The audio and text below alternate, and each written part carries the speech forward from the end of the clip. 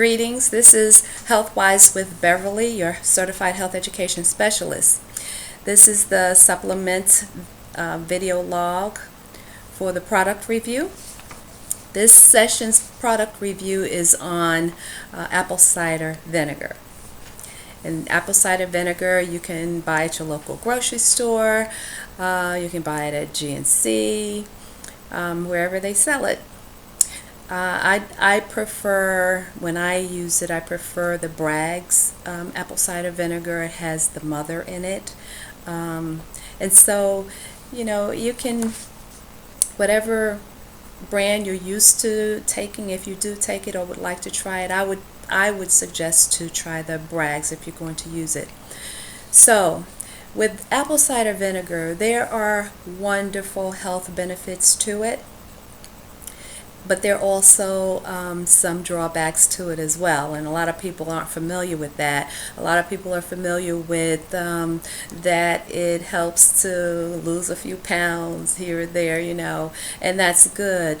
But I'm going to just go over some information regarding that. I take apple cider vinegar myself because it's a very good antioxidant as well, but it has very strong healing properties.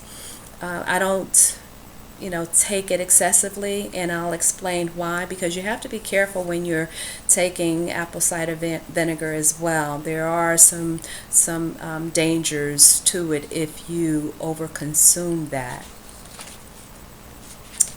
So apple cider vinegar, it helps to detoxify the body. It has detoxifying properties, and it also has been time tested as a natural remedy and excellent to cleanse the body and protect it from harmful side effects of toxic substances. Let's see, it can reduce blood cholesterol levels. But those are all good, and it's really good. It's actually, even though it's acidic, it's actually an alkaline food source.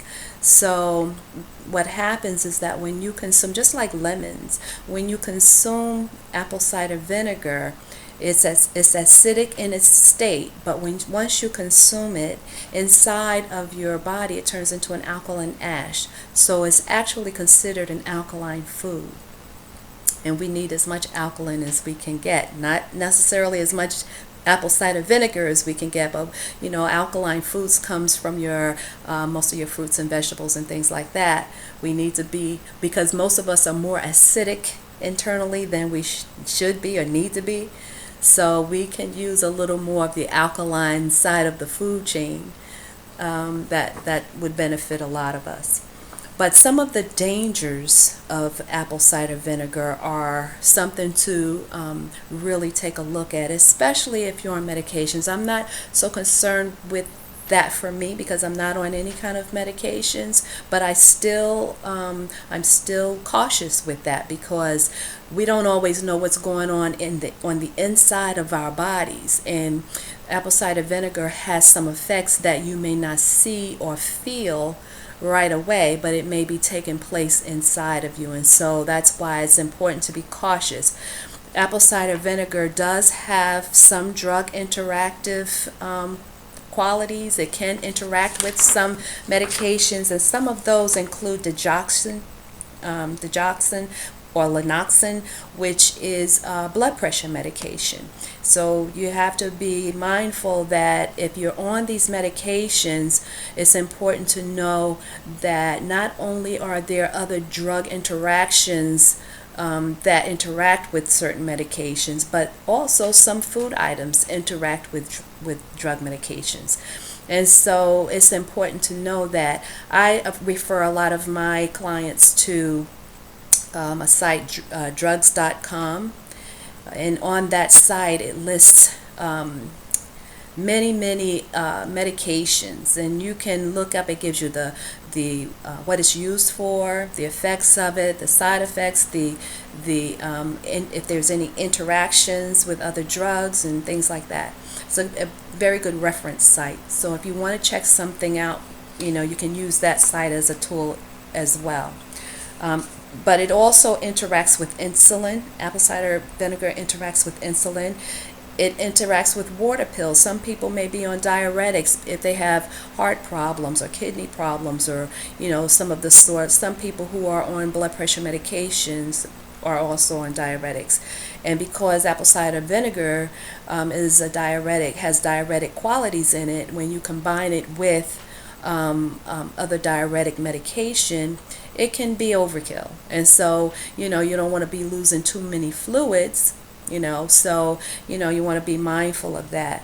And also apple cider vinegar can decrease the levels of blood potassium, which you want to be cautious of that, because you're talking about something that's going to then affect your heart when you're talking about decreasing potassium levels.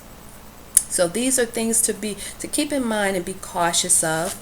It's not something that you just have to stay away from unless you're just so uncomfortable with it. But speak to your physician if it's something that you want to consume, and then take it from there.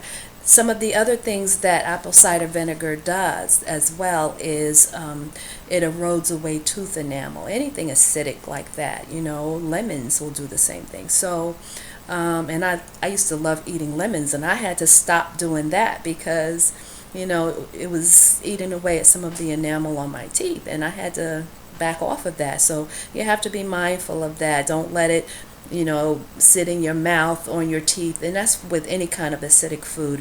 Make sure you brush your teeth, rinse your mouth, and all that kind of thing, because it will erode enamel.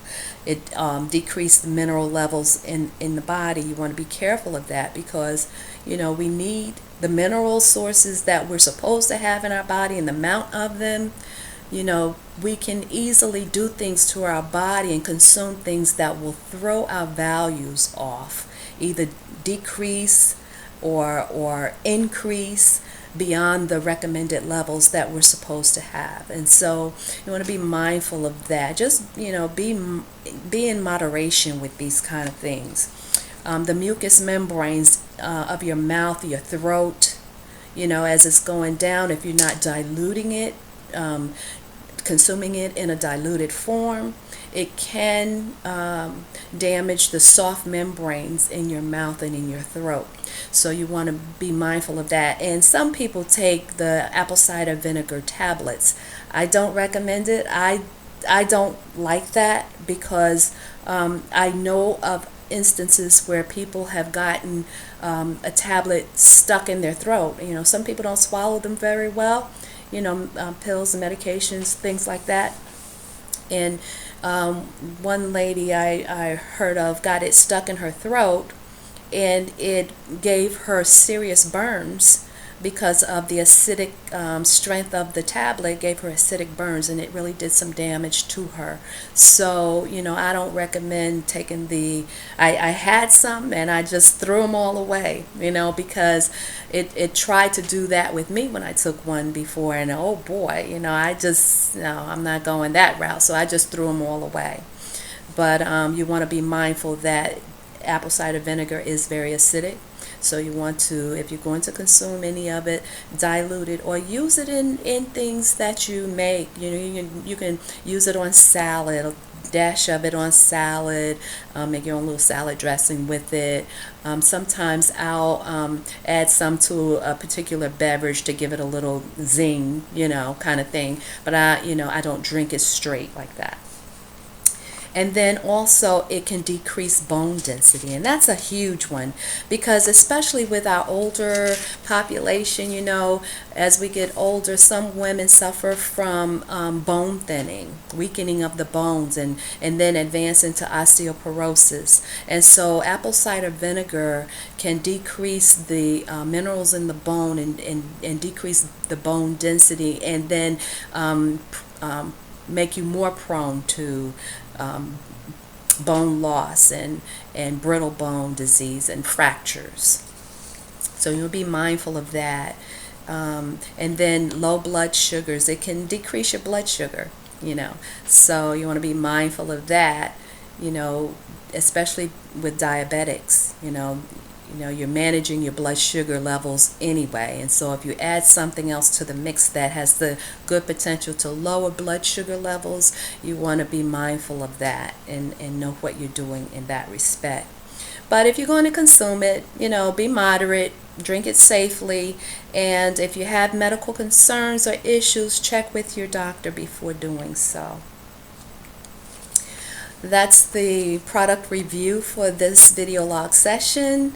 I hope I gave you some information that you can use or either share with someone you love and someone is interested or in the process of consuming that product. So have a good evening and peace out. This is Health Wise with Beverly, your health education specialist.